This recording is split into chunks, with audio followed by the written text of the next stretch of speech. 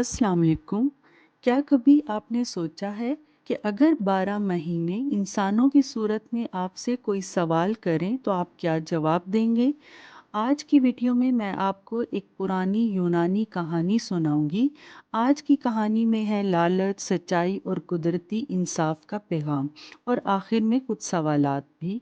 तो कहानी को आखिर तक ज़रूर सुनिए क्योंकि ये सिर्फ एक कहानी नहीं बल्कि इसमें हमारे लिए एक सबक भी है। तो कहानी कुछ यूं है।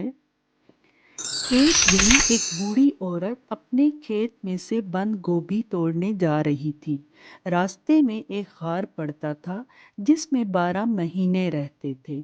उन्होंने बुढ़िया को बुलाकर कहा, बी अम्मा, ये बताओ सबसे अच्छा कौन सा महीना है? सभी अच्छे महीने हैं बेटा, बुढ़िया ने कहा। देखो तो जनवरी में सफ़ेद सफ़ेद बर्फ गिरती है, फरवरी में बारिश होती है और मार्च में हर तरफ फूल ही फूल खिल उठते हैं। बाकी सारे महीने भी बहुत अच्छे हैं। बी अम्मा, तुमने हम सब की तारीफ की, इसलिए हम तुम्हें इनाम देना चाहते हैं। तुम जानती हो हम सब ही 12 महीने हैं। उन्होंने टोकरी में बहुत सा सोना भरकर बुढ़िया को दे दिया। बुढ़िया ने उनका शुक्रिया अदा किया और घर चली गई। घर आकर उसने अपने बच्चों को सोना दिखाया और उनसे कहा, अब हम बहुत अमीर हो जाएंगे। देखो तो मैं कितना सोना लाई हूँ।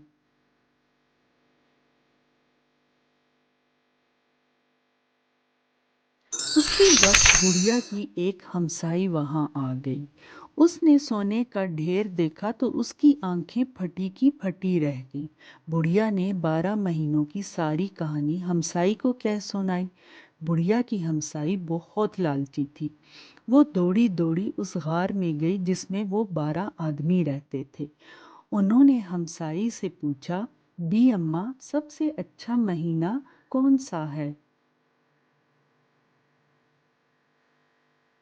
हमसाई बोली, खुदा लगती बात तो ये है कि कोई महीना भी अच्छा नहीं होता। देखो ना, जनवरी में बर्फ पड़ती है, फरवरी में बारिशें शुरू हो जाती हैं और इसी तरह हर महीने में कोई ना कोई बला नाजिल होती ही रहती है। आपका बहुत बहुत शुक्रिया बड़ी भी। लाइए अपनी टोकरी दीजिए, हम आपको इनाम देंगे। 12 महीनों ने हमसाई की टोकरी भरकर ऊपर से पत्ते ढक दिए।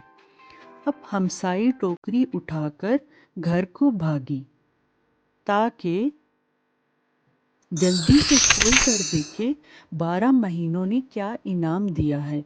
जब वो घर पहुंची तो उसने अपने बच्चों से कहा, अब हम भी इस बुढ़िया की तरह अमीर हो जाएंगे।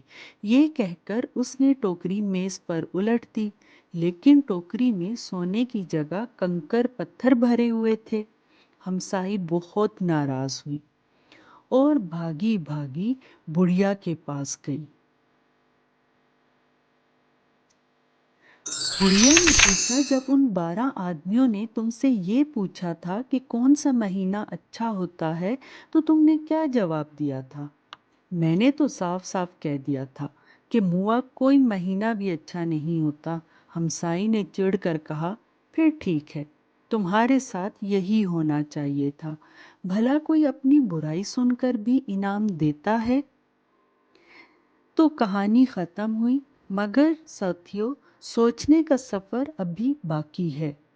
अब आपकी बारी है। क्या आप तैयार हैं कहानी से मुतल्लिक सवालात के जवाबात देने के लिए? तो सवालात कुछ यूँ हैं कि पहला सवाल है कि आपके ख़्याल में 12 महीनों ने लालची बुढ़िया को सोना क्यों नहीं दिया?